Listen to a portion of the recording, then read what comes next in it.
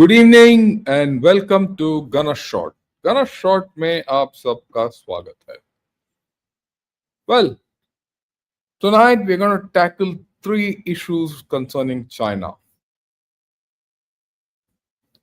Three different topics, but very interesting. The first is China now knows that India can't be pressurized. And I'll explain to you how and why and what are the repercussions of this. The second, China has now acknowledged that Indian drug industry is better than China's drug industry. And it to me was quite a surprising kind of article which I read, which I thought I'll present to you. And then, of course, China is China. They've started a new ploy as far as their cartographic aggression and settlement of the border issue is concerned. So we're going to talk of all three of them, right, one by one, and you'll see where we are heading with China. Let's be very clear, right? China can never be our friend. I think the time for even a rapprochement with China is now passing. China is our adversary, it will remain our adversary, and it will be our main enemy, it will not change. And we should be one day prepared for war with China. Let's not have any doubt.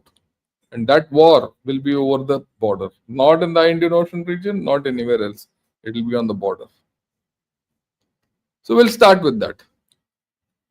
What's latest cartographic ploy of China? See this map? This is a map which China is now propagating. I wouldn't have known this. I wouldn't have known this at all. Complete J&K is out of it. You know, I got an email a couple of days back. He says, "Hello, Shankar sir. I hope you're doing well. I hope you remember me. I'll not take the name. Last week, I visited an expo in Taiwan. So this man went to Taiwan. I saw a lot of Chinese companies set up their stalls. One thing I noticed this time, which he has never seen, I've never seen before. They are spreading propaganda by distorting the Indian map. See the below attached screenshots. He sent me two screenshots, which I'll show you. Don't take it lightly. I saw people all around the world come to visit one of the biggest electronic fairs in Taiwan. You can imagine how widely they're spreading the propaganda. I was so furious that this could hardly control my anger. So he sent me two screenshots. The first screenshot is of Nicomatic, with maps of all countries where Nicomatic has a presence. So look at this India map. Nicomatic India. Of course, a Chinese company. So they have presented it with this not there. You can go to nicomatic.com. I have no problem. Okay. Yeah. Then another map which shows China and Southeast Asia and Yevo of another company, whichever. Again, you see this gone and So it set me thinking, why are they doing this? First and foremost, it conforms to the standard China map. This is the standard China map which they put out 2 years back. If you see in this, they still show, they've taken out that Aksachin part, the rest there, and they show here some part of, disputed territory, all that. But in this, ये तो है ही नहीं. So as far as they're concerned now, Jammu and Kashmir is completely out of India. Now, why is it going to Taiwan? That's the interesting part. Why is it being shown in Taiwan? Where, obviously today, for two reasons. Obviously today, there are more number of people going to Taiwan for this electronic fair than China. People are hesitant to go to China anymore. Even on that Canton Fair, the footfall was less. And Canton Fair was supposed to be the biggest fair. And they're not there. They go, so the people go to Taiwan for this. And Taiwan, they show this map. Why? You see, the claim over Xinjiang, Tibet is not exactly that of People's Republic of China. It comes back from the time of Kuomintang, the nationalist government. As per the Kuomintang, the Xinjiang and Tibet were part of China, and they also feel that entire area, is part of China. And in fact, it's in the Chinese constitution. Sorry, and the Taiwanese constitution. So when the Kuomintang went off, they converted that their old claims as part of China, that we have to regain China to that extent. So on the issue of Tibet, Arunachal Pradesh, and J&K, Taiwan and China have the same policy. So if they put a map in Taiwan, no one will object to it. In any other place, you can object. You can go and object to, say, if suppose a similar map was put in USA, you can go and object and say this is wrong, and they have to take cognizance of it. Or you go to Germany, or you go to Japan. Such maps by Chinese companies displayed by will be objected to, but not in Taiwan, because Taiwan also considered it as that. So there is a question: Are they now reinforcing their claim, or are they trying to put a wedge between India and Taiwan? Both. So we have to clarify it. I also know now, right now, nothing matters, but it is lawfare. They think this is my legal position. This is the same salami slicing which they did in South China Sea. On one hand, they say we should be friends. On the other hand, they're not tackling the border issue. See the perfidy. Okay. That is one angle. And then you have this Victor Gao chap who will keep coming up regularly. And he'll talk of he says Manmohan line is not correct. So should I talk the Ganges line as the Gaushikai line? As per him, the line up to Ganges is part of Tibet. This is a theory he's putting. And he's written 2 articles about it. He says, the Gaushikai line, is the line which we have to say is the Sino-Indian border and start negotiating from there. McMahon line is not the line. And why he makes Gaushikai line and Ganges line is also very explicit. I've explained this, but I'm going to re-explain it. As per him, as per this Victor Gao, he says India has got very strong troops on Ladakh. So you can't make any headway there. They also know that this is all fake. They can't make headway there. In the east also, they have to put up a big fight. But in the center, they can claim up to Ganges because they can enter through Nepal and come to the plains and fight. He says, we are in the plains, we'll be in the plains and shift the border. So you see that the Chinese are keeping the border in the focus. He says we should make it clear to Indians about the Sino-Indian border. Okay. And then what else they have done? The third thing, we know that they have named places in Arunachal Pradesh with Chinese names. Look at it how they're doing. They're changing the border, showing it as part of China's map and elsewhere. Not only in these 2 maps, it's not complete. J&K is out. It's part of China and Pakistan. Okay, complete salami slicing, grey zone. So they put it in the grey zone. If no one objects to it, fine. And sure enough, well, this chap who's gone to the Taiwan fair and he knows me and he's now written to me. Fine, I'm not taking his name. I put it out. Sure enough, this video I will send it to the right guys. This is pure cartographic gray zone aggression. And now this naming of these places, now firstly they're named Arunachal as part of Zangan.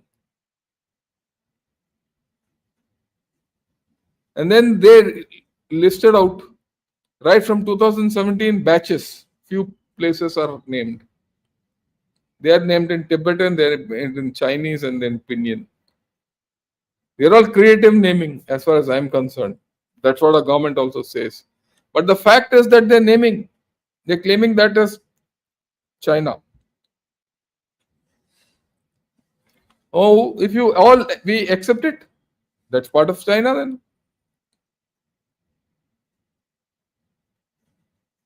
Look, we made the mistake in 2003.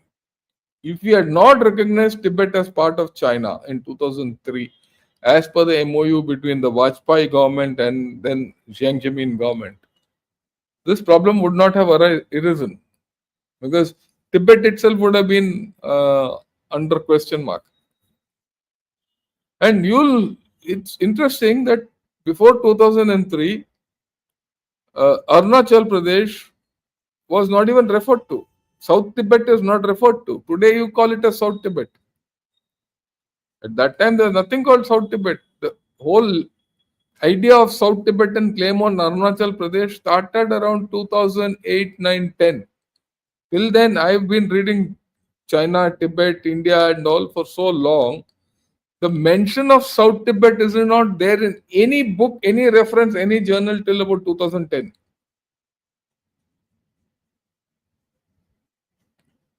Salami slicing. And then suddenly now by doing whatever they did in Eastern Ladakh, so they attempted to grab. It failed. Now they're back to their own positions. Of course, now there's a boundary commission, all that. But the fact is, all this is happening after that boundary commission has been, announced. But that boundary commission has not met also. There's a core commanders meeting which happened. Deepavali gifts were exchanged, sweets were exchanged, and all that. But nothing. So actually speaking, there's no thaw with the Chinese at all. You only have an uneasy arrangement. And they're not going to keep quiet about it. Right? China keeps saying, keep the border issue in proper place. Always. When you talk to them about the border, they say, no, you forget the border. We'll resolve it later. We'll talk of trade. When we talk of trade, they come out with the border. They come out.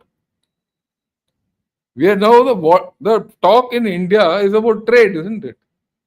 Should we allow China to come in or not? Should we trade with China or not? But what is that bugger doing? He is doing cartographic aggression from somewhere else. He is portraying Kashmir as his already. He's gone beyond that standardized map. He's gone beyond that standardized map. So what should we do? The question is, what should we do? We should be very clear as to what we should do. Is it time for us to say if the border is not settled, no trade? Forget trade. We're not interested. Forget about it. Unless these issues are clarified. Should we start talking to Taiwan and say, stop it? We have to show that stick to Taiwan. Why did they allow it? Has our government seen this or not? So many chaps have gone to the Taiwan Fair. I'm sure our embassy also there, our center there has seen all this. Why didn't they object? Why has it not been made public in India? Are we kowtowing to China? If we are, then we are on the back foot. So there is a thing which we have to start doing.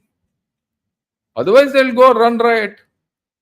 Well, what I am doing is just a small point, and I'm sure I'll put it across. I'll send it to the NSA and all that. But if you see the totality of what they're doing, it's dangerous.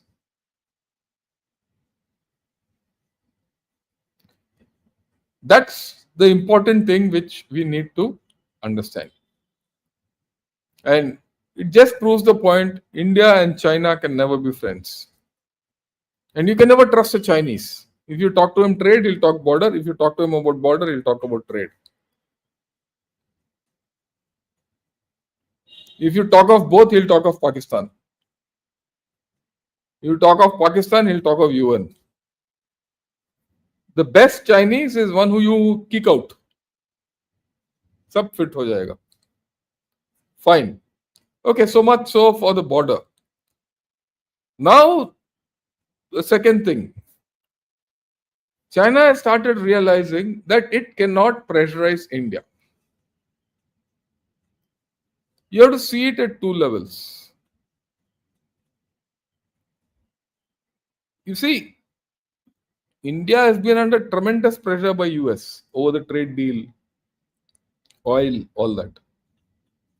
And we push back at them. Yesterday I saw an article in Guancha where they've quoted Piyush Goyal. In this, they've quoted Piyush Goyal, they've taken this photograph and put it and said, look, he's very clearly said that we will not bow under pressure. Very good. It just proves, and they're saying that India will not bow under US pressure, they'll not be pressurized into doing a trade deal and all that. And all this talk happened during the Berlin Roundtable Conference when a commerce minister went there. So what we'll do is we'll see. There are 2-3 layers to this. One is, in this article, the pushback is largely about what India has pushed back against USA and India is not put under pressure. But China feels we can be put under pressure. And we should remind China once in a while that they can't pressurize us. See, even that map which they've shown is part of that story. You can never trust them, you can never believe them. Of course, China knows how difficult it is to deal with India when we did whatever we did in Eastern Ladakh. And after that, when we banned Chinese apps, we didn't allow their participation in equity participation in our companies. We said anyone who's got a border with India cannot participate. We did all that, isn't it? So they know that. On top of that, now they have started realizing that India will not bow to US also. Till recently, if you see, it is said, no, till about 2-3 months back, even 4-5 months back, that India is completely aligned with USA and it will do whatever USA says. It's like a satellite of USA. Now they suddenly realize no more. That story is over. In fact, that story was never there. But China has always insisted on that story. But now that is over, done and dusted. If that is done and dusted, there is a realization in China that India is a tough nut to crack. You can't crack India so easily. And especially after that, look, just to say, put things in perspective, China is realizing there's a different India coming up. It's no more India of the past. So what we'll do is we'll just see a few clips of how India. I mean, let me put it the other way around. Why do you think China has, put this article out in their hardcore Mandarin paper Guancha? Why have they put it out? Obviously, there is some logic, no? They're saying something which, of course, we are also seeing, but they started realizing that, look, there is a different India coming up. Why should they quote whatever our commerce minister spoken in to print and mint and print and all this thing, and then they reproduce these photographs there and what he said there. Anyway, the thing which they have quoted most is from this snippet, which has come largely in X. Let's hear it. See that. He's negotiating now. And we are talking to the United States, of course, but we don't do deals in a hurry. And we don't do deals with deadlines or with a gun on our head. But that's how deals are done these days. It's a deadline. I don't think so. Tariffs come in midnight on this date. Take it or leave it. India looks long term. India never takes decisions in a rush or on the pressure of the moment. And so he is very clearly clarified that India doesn't come under pressure and it takes decisions based on many issues. It doesn't respond to pressure. As much as this is about USA, it is also a message to China. Please understand that. Yeah. You accept it. If there's a tariff on us, there is a tariff on us. We're looking how to overcome that. We're looking at newer markets. We're looking at a stronger demand impetus within the Indian economy. So we have a very... So he is looking at other markets and a stronger impetus within the Indian economy, which is happening. We all know that. We have to understand that all this is happening. And China is recognizing it. Because it worries China also. Structure, 1.4 billion people. Young. Our average age is 28.5 years. See, our average age is 28.5 years. You know what's the average age of China? 40 years. This is a bloody old country, yaar. बुड्ढा लोग है China. हम China के बारे में बात करते रहते हैं और वो हमारे वीडियो देख रहे हैं. अब देख रहो. और एक ये अमितेश है, कहता भाई चाइना वाला अच्छा है, उसको चूस लो यार जाके. Very aspirational. 1 billion internet users connected to what's happening at the Berlin Global Dialogue, aspiring for a better quality of life for their families. So they are not in a situation where they want to do suboptimal deals. We'd like to really look at the long term. We recognize that 20, 25 years from now, we'll be a $30 trillion economy. And accordingly, we will negotiate based on the future. A trade deal is on the long run. Right. And we have to recognize the future and get the best deal for the country. How do you get that? So it's very clear. 25 years from now will be a $30 trillion economy. I think it will be more. And we are looking at future. Deals have to look into the future, not tomorrow's story.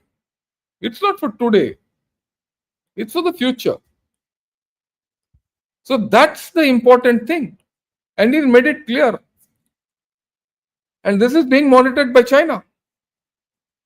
As much as it is something which is to do with USA, look, this whole thing, what he has spoken is about the USA. But why are the bloody Chinese interested here? जो हम बोल रहे हैं उधर, they are worried. बड़ा simple. He's negotiating. Okay. अच्छा, इससे पहले क्या बोला उसने? This is something else. Listen to that. I am showing it now so that the Chinese come to know more. I'm sure Chinese are watching. There are already 2-3 guys there. Just for the question on US tariffs, the first 6 months exports despite all these uncertainties, has grown by about 6% or 7%. So, despite tariffs, the uncertainty, first 6 months, January to June, or exports have grown by 7%. Thank you. So, where's the problem? Overall. And even in merchandise, we have seen a growth story of India in the first 6 months. There is resilience, there is confidence, there's demand for our goods So, there's resilience, there's confidence and demand. So, why worry? and services across the world. And India will continue on this growth trajectory. And we are confident we will end financial year 25-26 with a positive growth in India's exports. So, that Right there's no side. doubt. There's no doubt in anyone's mind that we will have a positive net growth of exports by the end of this year. Despite this 50% tariffs coming in, all that. So if this goes off, then you will see a bigger growth. And that at a time, look, at this point of time, there is a deal in the offing. But there's no deal in the offing between US and China. So if that doesn't take place and this takes place, India and USA, India USA business will grow further, which means your 6-7% growth in exports will go more. See, all this the Chinese are also monitoring. That's why these articles are coming in Mandarin. They're not coming in Hindi. They're not coming in Swaraj Marg. They're coming in Guancha. Okay. Now, it is not only this. People should understand. The fact that we are doing exports, okay, we are not going to be pressurized and all that is one part of the story. Look at Vaishnav, Meiti, Minister of Electronics and Telecommunications. Right? Hear him say what's happening in the electronics industry. Yeah. जो demand बढ़ रही है electronics के goods की उसका सीधा impact पड़ रहा है इलेक्ट्रॉनिक्स मैन्युफैक्चरिंग पे electronics manufacturing is now growing at a double digit CAGR very rapidly it is expanding. So our electronics manufacture is expanding rapidly. Double digits. Compounded annual growth rate, CAGR. Okay. And today electronics manufacturing is giving employment to about 25 lakh persons directly. So direct employment through electronics manufacturers, 25 lakhs. Indirect, you double it. Normally, I think you put a factor of 1.5 to 2. Depending on the industry and the upstream value and the downstream value. I'm not that great an economist. But I think you put 1.5 to 2. That means about 75 lakhs are getting employed by this boom in electronics. That's a huge number. 25 lakh persons को directly रोजगार electronics manufacturing में मिल रहा है और इस साल US जो कि बहुत बड़ा एक कंज्यूमर मार्केट है US को जो स्मार्टफोन्स जाते थे उसमें India has surpassed our neighbour in supplying in exporting smartphones to United States ये बहुत बड़ा एक अचीवमेंट है अपने कंट्री के लिए. So we have surpassed China in export of smartphones to USA.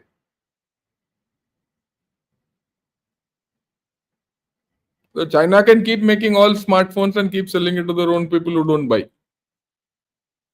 But we have gone ahead. We know. I also know it's because of the Apple factory. But the fact that the Apple factory has come here is important. And that fact that the Apple factory has come here and it, despite a strike here and despite many things, it has gone and they've opened up another factory and another factory. And they're going to slowly shut down in China is also a fact. It's also a fact that Google has opened up a huge AI center and opening up a huge AI center in Vishakhapatnam, about which I spoke. Sundar Pichai came and spoke about Google, Visakhapatnam. We're going to have undersea cables and this and that. And he's talking of $15 billion investment up to 2030 or something. Just think, Pakistan is getting a loan of $1.4 billion from IMF, and they'll jump over the hoops for that. यहाँ तो $15 billion investment आ रहा है, हमें तो यार real लगे alligator खा लो उसको and produce. I keep saying this, and I'm sure that guys in China are realizing it. Why do they write all these articles? This is the reason. There's a transformation happening in India which is beyond the normal comprehension, and it is beyond the comprehension of China. Why is it happening? It is beyond the comprehension of that idiot who comes and asks me, oh, China does this. You go and bloody suck China's bum, yeah.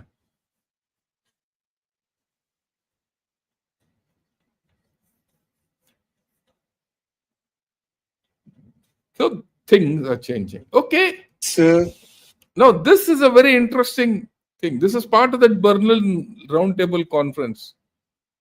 This man is the CEO of Airbus. He was there. Here, this is Piyush Goyal. You must listen to what this man said, because this has not got everyone's attention. But I'm sure the Chinese have seen it. If they've not seen it, they'll see it now. Because I'm sure those jokers who are from the Communist Party of China will go and report this video back. I was in India and I spent 1 week there, and I was completely blown away by the level of excellence, engineering excellence, quality in India. For Airbus, India is a strategic long-term partner. And part of the discussions was not only how can you make things cheaper for us, but actually how can we make things better by leveraging the capabilities of Indian technology. So he says, how can India make things better by leveraging Indian technology? And this is the CEO of Airbus. The first time I'm hearing. And what he says is something mind-blowing. And the tech talents there. It was part of the discussions how to evolve the partnership with India. And by the way, I think the situation offers unique opportunities for Europe. I'm very bullish on India. Do you think it will surpass China? That's for him to answer. I think the ambition, which I sensed, I'll tell you the ambition on the entrepreneurial level was beyond what I heard everywhere in the world before on the entrepreneurial level lately, because they're coming from a position which is there's lots to catch up still. Right? If you think about GDP per capita, etc. But everyone I spoke to had a massive ambition. But not only that, excellent education and super good engineering. So that's it. That's the India we are hearing of for the past 5-6 months. That transformation which is happening within us is something we have to realize. You can't be like China overnight. Let's also be very clear. You can't suddenly become tomorrow China. It takes time. And we don't want to be China. With all its pollution and all its stinky communist parties and stinky bats, you don't want to drink bat soup daily, damn it, and spread pandemics like Chinese do. You want to be India, a good India. We'll be slow and steady, there's no problem. It's not only one. You heard this man saying, you heard Sundar Pichai of Google talking, you'll hear someone else talking. Why are these great CEOs coming here and talking? For the simple reason that our air industry, civil aviation, is going to surpass most countries. You see that Sagarmala, and you see the number of airports coming up. You see the number of second airports coming up all over in major metros. Delhi में आ रहा है एक, नोएडा में, that is, वैसे भी दिल्ली में 3 terminal है. And when the second terminal was made, terminal 3 was made, the second runway was made, double set, 2 sets of runways, takeoff, landing simultaneously. Now Navi Mumbai has started. Maybe 5 years later, Chennai will come up. It's already there, somewhere near Sri Perumbudur outskirts. I'm sure Calcutta will also come up. And I'm sure Bangalore will also come up with a second airport, one more, over and above what it is. So there is a huge upsurge which is happening for many factors. Youth is on our side, education is on your side, time is on your side, you have a good governance, you have stable relations, you have a strong army, armed forces. You have many things going for India, which is not there for others. You have a strong GDP going, you have a nation of consumers. Forget about youth, education, and all. You have a nation of consumers. And what the CEO said is very important. Aspirational people. When you meet the common person on the street and he says, I want my child to be an engineer, doctor, or whatever, there's this aspiration which was not there in this country 15 years back, 20 years back.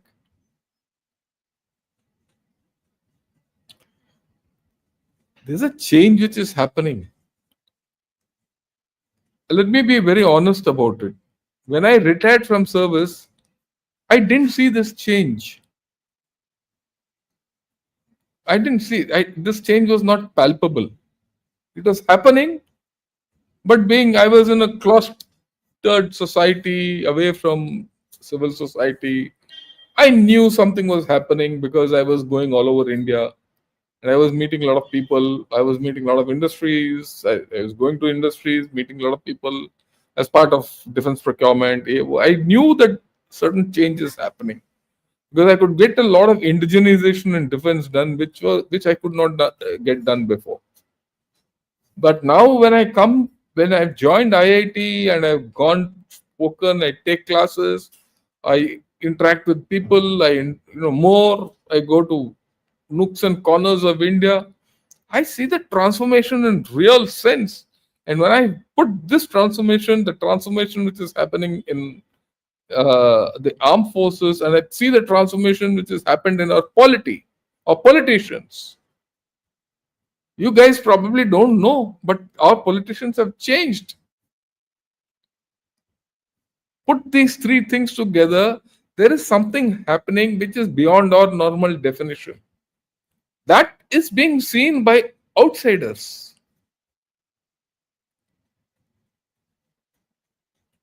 And let's be very clear, China is declining. It might decline, it will never collapse because a nation of 140 billion people, 1.4 billion, 140 crores, or lesser, maybe about 135, 136 today, cannot just run away.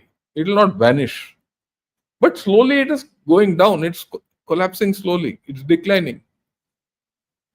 You call it a fast decline or a slow collapse, your choice. But it is happening. It is happening because I see in their media more analysis about India than I saw last year. Last year, I didn't see so many articles. I couldn't have dreamt of Piyush Goyal coming in Guancha. It's happening. That's the difference. Okay. So, we have to be very clear. India is at a stage where we will not have to bend to anyone. We didn't bend when we were poor. Okay. Today we are much better off. We are not rich, but we are much better off. We are no more poor. We are a solid middle class country with good values. and a very strong country. We can always say Tenga to this bloody Xi Jinping and company. To hell with them. Trump तो आएगा ही, फिकर मत करो. Trump तो आएगा, वो जाएगा कहीं नहीं, आएगा यहीं. और कोई चारा नहीं है उसको. Right? I just thought I'll put all this across. I hope you like what I've said. If you like this, press the like button. Subscribe to Ghana Shot with all notifications, including that bell icon. And also join in as, members. I'll be more than happy.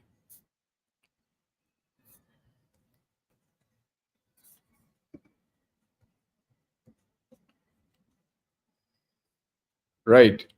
Now, this is a very interesting article I saw again in Guancha. Indian drug industry is better than China's. Hey, incidentally, this caricature is from that article. I couldn't have imagined this. This is a Chinese depiction of India and Indian drug industry. I found it beautiful and I showed it to you.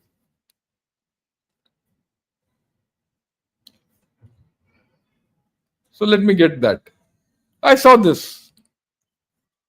He says it is said that this is the original is in Mandarin.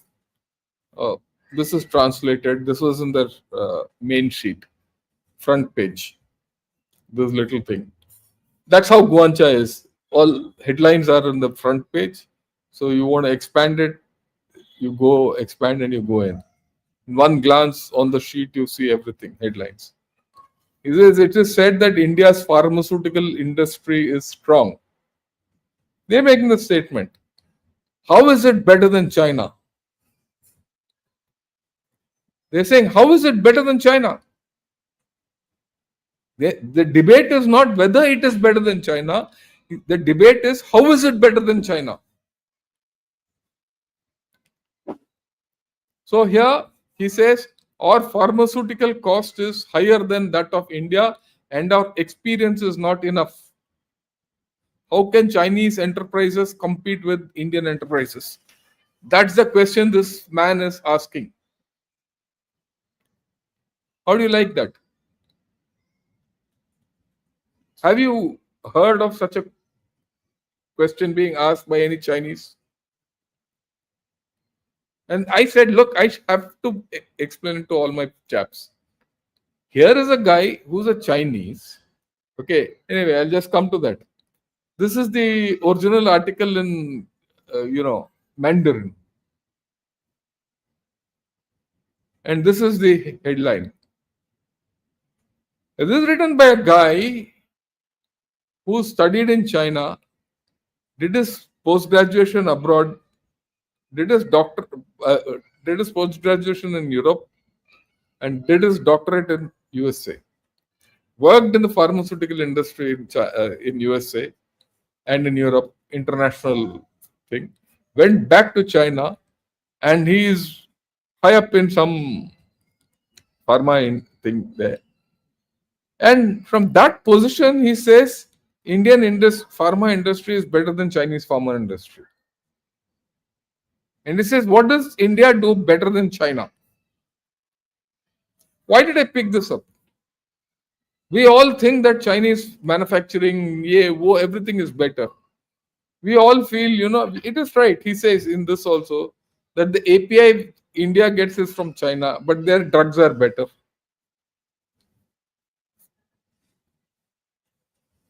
So if you make your API also and stop taking API from China, then you will wash them off completely. You have this capability. Even now, as it is, our entire pharma and drug ecosystem is better than China's. This is being told by a guy who's a PhD, who's a researcher, who's in one of the Chinese top firms. Hey man, shouldn't we examine this article to understand the philosophy as to why is this chap said this. Is there a way to replicate this success of ours in other industries? There must be something which we are doing right. And he talks of Apollo and Sun Pharma and all. We also heard that is there all that Apollo, Sun Pharma, what they do, what they don't do is there in this article. To be very honest, I couldn't understand half this article because it's too technical. I didn't understand the procedures.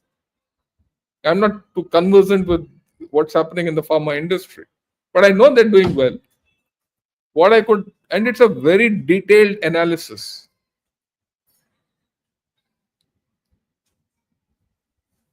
And he says we can't match the Indians in this. If a Chinese is telling you this about our pharma and drug industries, despite the fact that we get APIs from him, is there a case for us to examine what our own drug and pharma industries and sector manufacturers are doing better than Chinese, which can be applied to every industry sector in manufacturing? Is there also a case for us to examine this whole story to make us better than what we are? There is. So let me explain to you what this man says. This is a question. How can Chinese drugs, which are more expensive than others, compete with Indian drugs? He says straight away, he says the cost of research and development in India is lesser than in China. Either people are underpaid or they're better researchers or better cycles of research. And China must be corrupt. And then it has more experience than our competitors. India. Labor costs are super cheap. It's only half to 1/3 of China's labor costs. And then he says something very interesting. This is the second thing which I've heard in a matter of about less than 15 days about something called happiness and satisfaction. He says the monthly salary of an Indian who works as a receptionist is about 2,000 yuan. He went to that firm wherever he went. Okay, this is what he describes, and he's interacted with the receptionist of that firm, who gets about 2,000 yuan, less than 2,000 yuan, which is a lower middle income. And a hut opposite the pharmaceutical factory is his family. That's his home. He lives in a small hutment just across. That's what he says. A family of 4 and 2 children. But they seem to live happily. Look at that. This is the second article I've come across where the Chinese are talking of how content Indians are and how do I put it? This is something which stumps the Chinese, who equate money with happiness.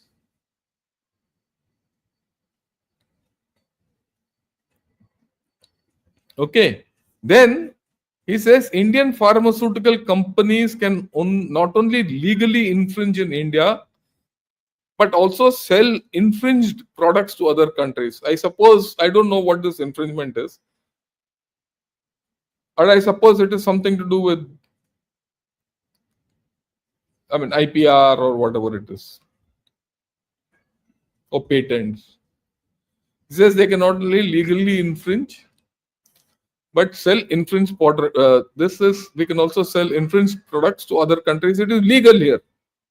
He says this is impossible in any other country in the world. There's something we are doing, yeah. Why don't we do it mass scale? And this article, I'm going to read it out because someone who has better knowledge than me on the drug and pharma industry can talk. He says their generic drugs can enter the United States because of their strong imitation policy. We cut, copy, paste type and we make the same drug and send it back to USA. For example, if they forcefully imitate a drug that is still in the patent period, okay, they must have all the supply chain of this drug in place and wait for the patent of the drug to expire, because every patent is for a particular period. So what he says India does is, a drug under patent is released in India abroad, we imitate it and do the entire supply chain here, because here that patent doesn't apply. When the patent expiry takes place, then you go and invade that market, which the Chinese are not able to do. Okay. Once it expires, Indians will immediately submit the relevant materials and test in accordance with the requirements of European and American generic drugs, and supplement their generic drugs will soon be listed in Europe and United States. It's all legal. As per him, if all this is being done legally in India, and the government has enabled all that. Of course, the regulation and policies of Indian generic drugs are very close to those of developed countries in Europe and United States. So you mimicked their requirements and you're making it as per their requirements. And he says, which it largely guarantees the quality of generic drugs and quickly sell the products in US and Europe. So your quality is good, your labor costs are good, your research is cheap, and you're able to imitate those drugs, copy them, wait for the patent to get over. Once the patent gets over and it's public property, you stepped into the scene. And then he says this is something very interesting again. With their superb experience in generic drugs and familiarity with US regulations, that's what we have, right? And competing for the first imitation and have succeeded repeatedly. So our entire system knows how to play the game. Therefore, strong imitation has brought them the super dividends of making generic drugs. China can't do it. And we all say China is cut, copy, paste. Masters, they're not able to do it.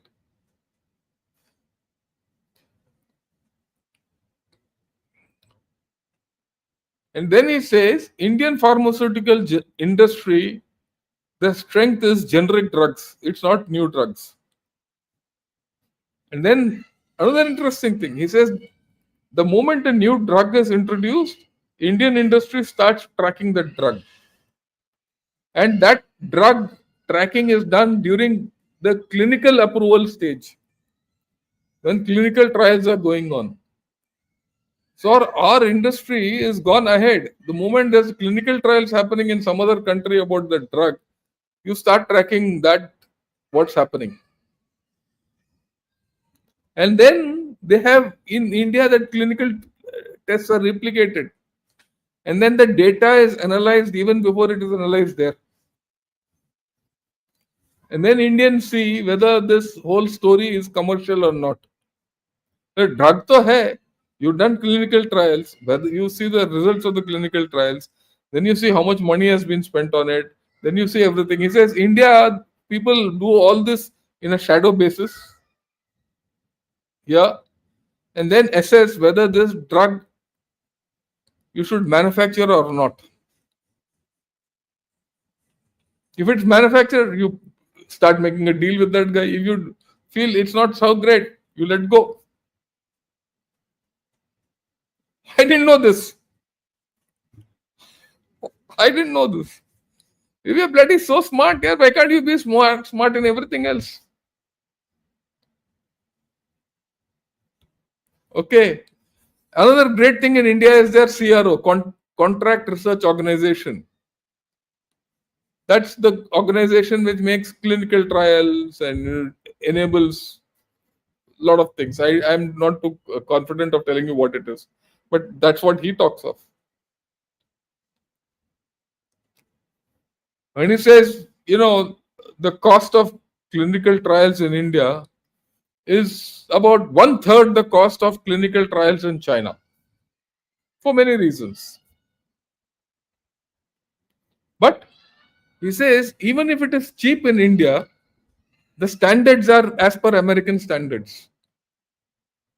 And the compliance of all data is as per it can withstand the scrutiny of China, USA.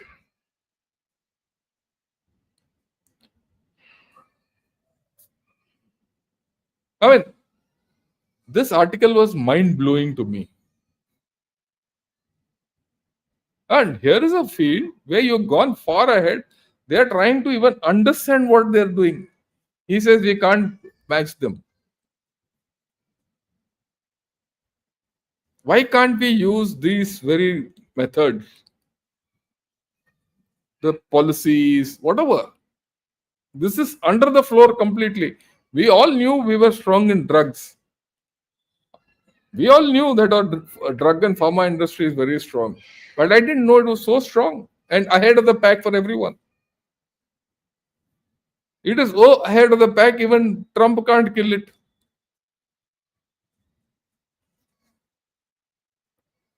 And then he says, look at this. This is the most interesting part. This is the most important improvement of Chinese pharmaceuticals is change of ideas, which is the most difficult. But only in this way can we become a real god of medicine in international generic drug market. This man is openly saying that, look, we need to improve and it is very difficult to catch up with India. People say no. People ask me, oh, compare yourself with China. They are miles ahead. They are not, damn it. And here is a guy who's a PhD, who's an experienced guy in the drug industry, is analyzing Indian drug industry and says we can't do it. And we don't know about this. तो Chinese है भैया वो सब कुछ वो he's on North Pole है. He's sitting on top of me. From there he'll go straight to God. Whatever you do, Chinese are the best. Arey bloody idiots they are. Yeah. What are you talking?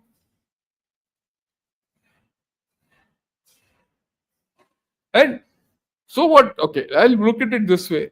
So what if you don't have API? You should have API. I agree with you. You don't have API, take it from the Chinese. You pay them. I mean, if they don't sell it to you, their economy will go down. No? And you start making your API, they'll automatically come and give it to you cheaper. And then make them invest. You have leverages. Look, in today's session, what have I told you? You heard the CEO of Airbus talking the way he's speaking. You are a Chinese telling you what it is. And why are Chinese tracking us? So much in depth. So we have to be very clear that where we are heading. Most of the time we don't know how good we are. I can keep pointing out so many mistakes in our system. Our mistakes are known to us, not to others.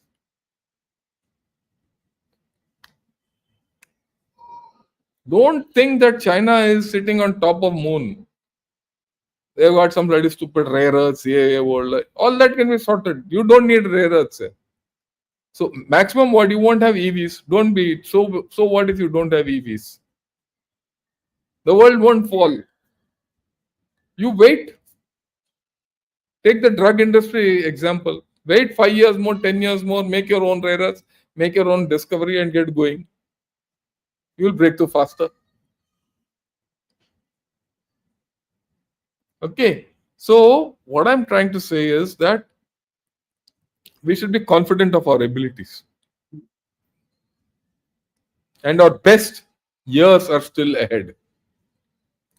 Right.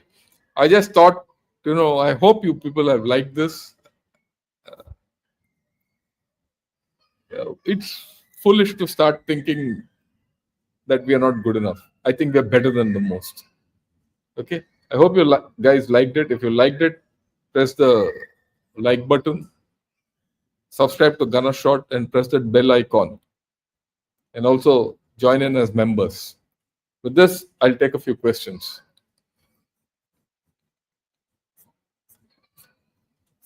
Yeah.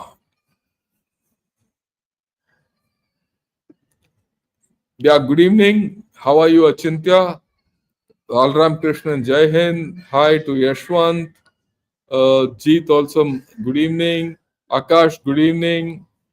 Yashwant says, some people say there's a possibility of Asian integration, increase people to people, yeah, whoa, all that will not happen.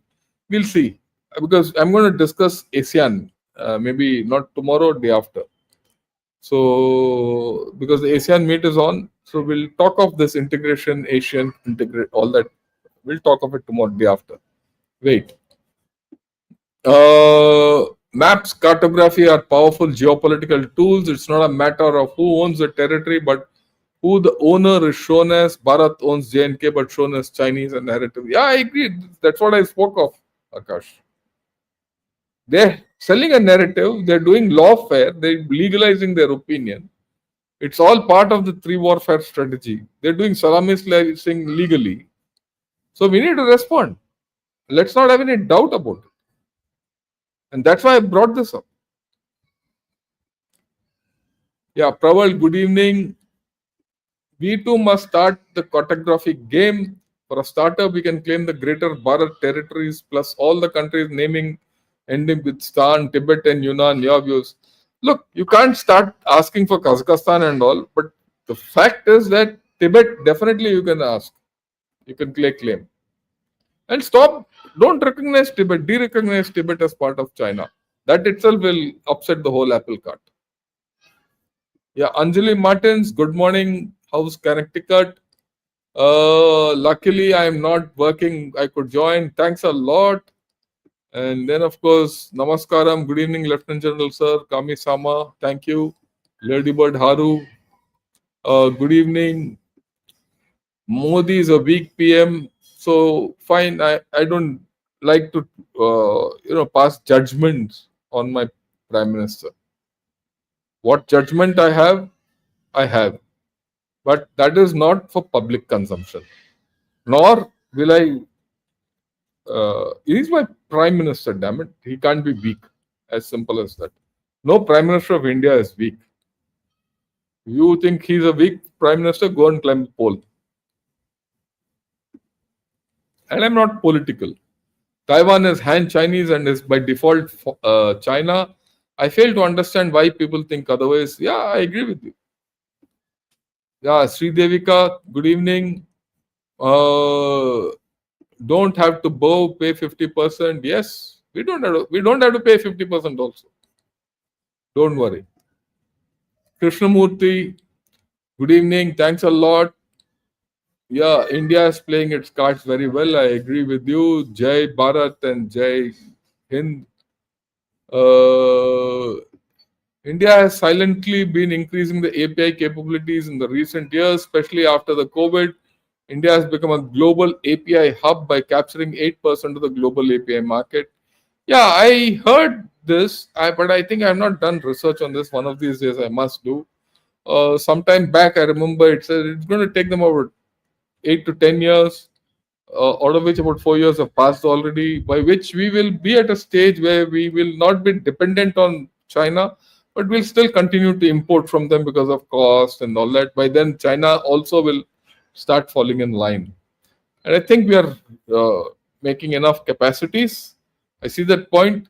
I'll do a little research and get back to you on this. Yeah, from India's side, India doesn't want to be dragged in any trade war and have to work with all significant powers. I agree. High time India should show Tibet as separate country in a map. The day you do that, all this nonsense will stop.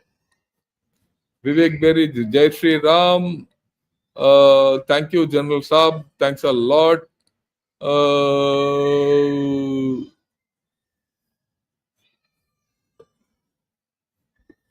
Good evening, sir. Electronic manufacturing must be completed by reduction of GST, which is 18%. Currently, no R&D is possible with that kind of GST. We will not progress if there is no R&D. Yeah, I agree with you. And I think this point needs to be taken up with someone, and I shall do it.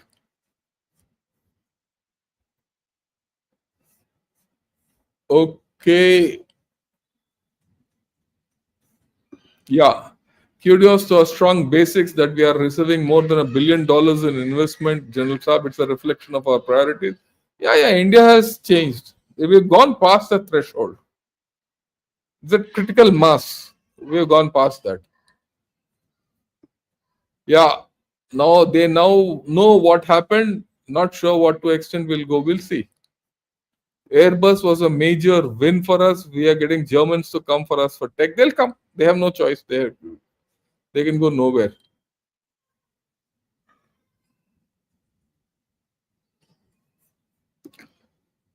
So India's technology future lies in the West, not BRICS, no Russia, not China. India's technological future lies in India, not in the West, not in BRICS, not in Russia, not in China.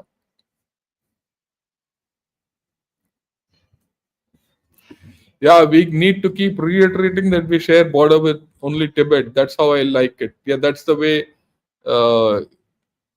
Yeah, I agree with you. The Arunachal Pradesh also mentioned it that way only.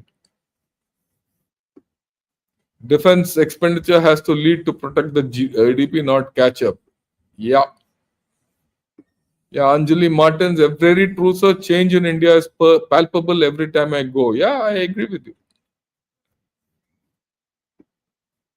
Our politicians might have changed, but the bureaucracy, police, and judiciary are still the same, and they're going to outlast the I don't think so. I think there's a change there also. I've dealt with them. Okay. I mean, in whatever little, but I felt there's been a change from what they were before. I dealt with them in many situations.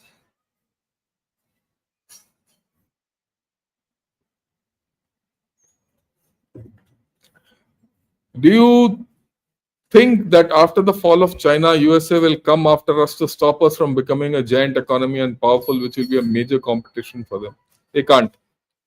Like I said always, and I've been saying, India is driven by domestic consumption.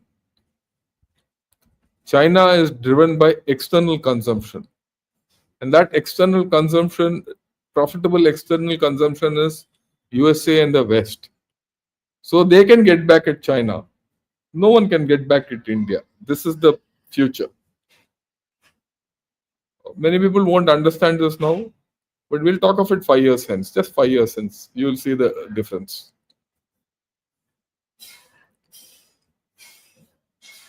Yeah, every time I go to India, I can see the changes. It's happening. There's no doubt. Yeah, we are a strong country with strong spiritual values. I agree with you. I mean, I want to reiterate, in a matter of 1 month, this is the second time I see the spiritual strength of India being mentioned in as many words or roundabout manner by people who I think are intelligent and educated, highly educated, and with perception. I don't know how many more will talk like that, but there's a change. If you look outside the normal idiotic Chinese who are from the geopolitical community, I see that they will start realizing it's a matter of time. I'm very confident.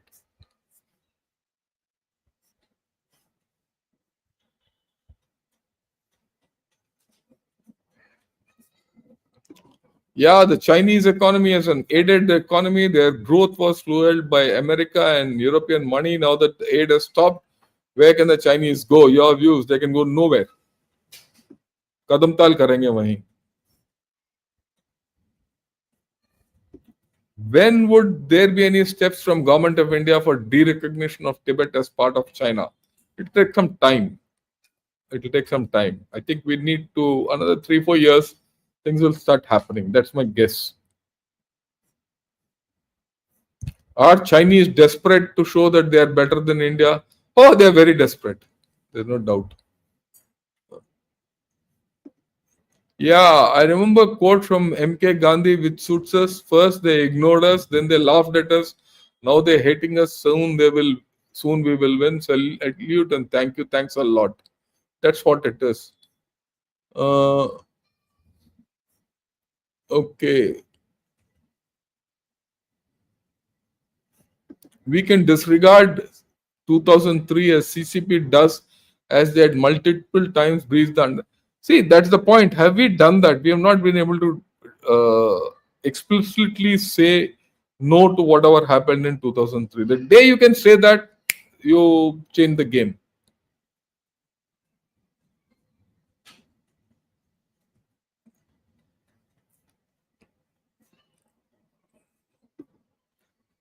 Yeah, India as of now is a medical hub in treating medical conditions with world-renowned expertise with competitive costs. I agree with you. I'm sitting in one, Chennai. Chennai is a huge medical hub, and the medical economy, medical treatment economy is huge here.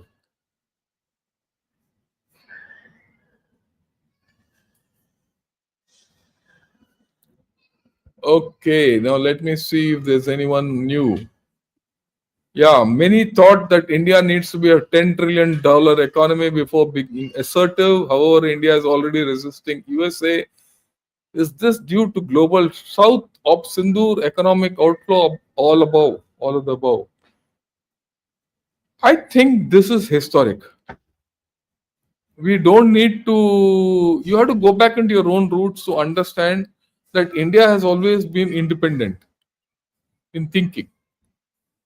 We got our physical independence in 47, but after that, we've told an independent path, whether it's non aligned meat, everything. You could call it non aligned, you could call it whatever, but we've been independent of everyone else. That has just reaffirmed itself. That's about all. Because for us, the Chinese or the Americans or the Europeans are not good. They're not good. Simple, straight. That's it.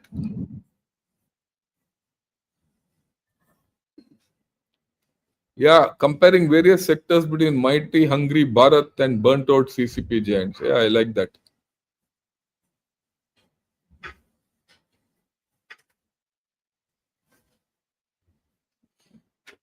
Hmm. Yeah, very well expressed, General Shankar ji. Sir, very uplifting. Jai Hind. Thank you.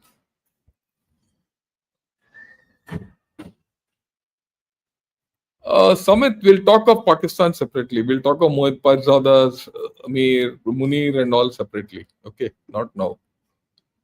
Right. Okay, MV Karan, good evening. How are you? Uh, is Donald coming to Asian meet to bully them? He's already there. I think he's coming. He's already en route. We'll hear him tomorrow. So thanks for covering this important topic. Thank you.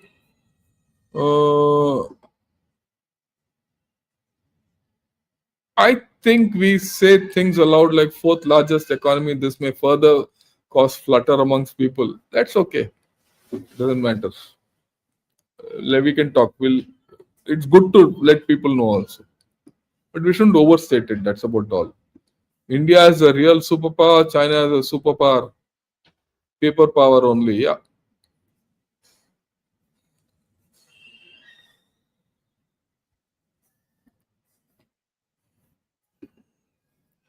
Sir, Claus and Casa can put out tweets to make them matters of cartographic altercations public, which the news will pick up.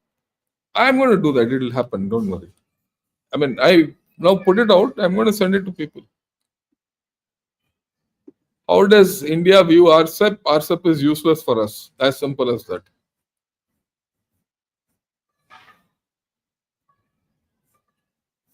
Okay.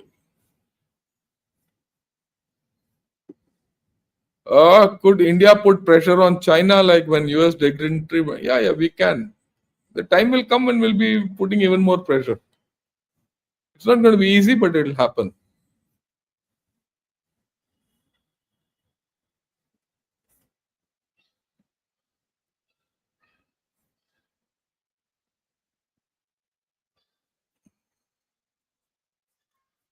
Okay. So that's all for today.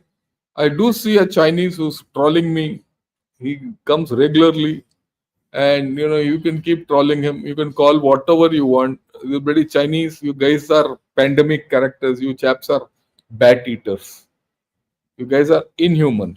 You are not even worth being where you are. But anyway, you are what you are. Be happy. Be Chinese. Be communist, and do what you want. You're a dying nation. You're a dying set of people, right? I say this openly. And this is something which has not happened by anyone else but by your own selves. There's a story called of Bhasmasur. You know what Bhasmasur is in Indian mythology? The chap put his hand on his head and died by his own hand. That is what the Chinese are.